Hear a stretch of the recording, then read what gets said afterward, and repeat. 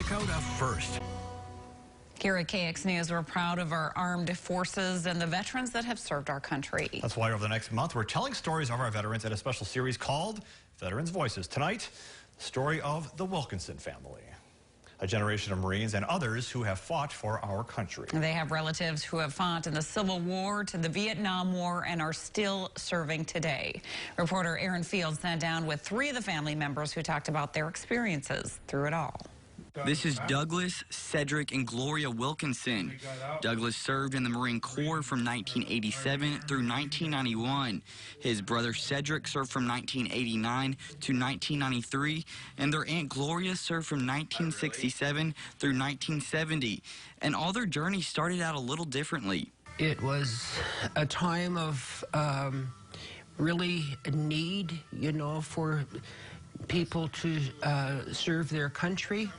And Native people are usually some of the first people to do that, whether they are join on their own or they're drafted. It's something that we do because this is our native land. We were born into it. Our mother was very tough on us, and she said her father told her to raise us this way. She said, you need to be tough on them, and she was really tough on us. 11 Wilkinson family members have been a part of the Marine Corps, and 2 more will be added very soon. Both Cedric and Douglas's daughters are in combat training for the Marine Corps. Every day that I come into this house, or I wake up in the morning and I go out and I look at the picture behind you and I see my daughters. Cedric has a whole wall of history of his family set up right in his living room, and they each tell me some of the struggles they faced through each era. But what was the hardest part was it was during the 60s, and this is during the time of the riots, and military people were really put down, or they'd even get, there was a lot of violence, they'd even get beat up and all this stuff, and so it wasn't really something you were proud of. Spent a lot of Christmases away. My first son my second son, I came back and he was born. I left right after that and didn't see him until he was 10 months old. You see a lot of things, and I just want to share this from what I saw that was tough.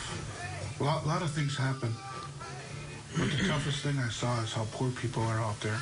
But they said what kept them going through the tough times was the support they got from their family and the community. I remember walking in there, so Wilkinson, you got packages. I'm like, okay. And then next thing you know, there was like, Wilkinson, you have a lot of packages. And they were like, you're gonna need some help picking these up. They sent cookies, they sent chips, sodas, cards, and there's all kinds of stuff that we thought that we weren't gonna get that day, right? And there was so much there. I shared with my whole platoon, and they were so happy.